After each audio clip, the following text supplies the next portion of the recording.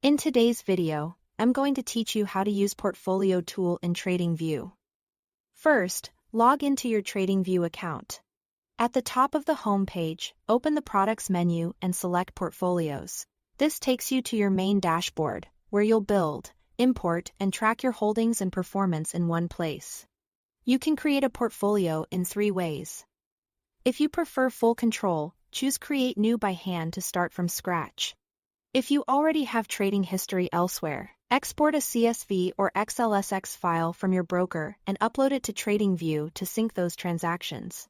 And if you've been curating a TradingView watch list, you can use it to automatically populate your portfolio with those symbols. For this walkthrough, select Create manually and give your portfolio a descriptive name you'll recognize later. Now set the key details. Choose your base currency, like USD or Euro. This determines how values and returns are displayed. Set the risk-free rate. You can keep the default or use a common rate for your country so you have a realistic baseline for risk-adjusted comparisons.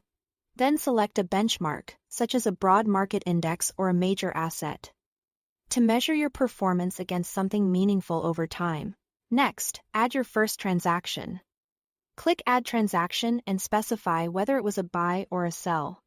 Enter the asset symbol. Examples include BTC or AAPL, the transaction date, the quantity, and the price you paid or received. Don't forget to include commissions or fees from your broker. Factoring in costs ensures your total return reflects what you actually earned, not an idealized number.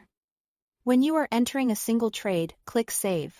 If you are adding several historical trades, use Save and add more to streamline the process and keep going without leaving the form.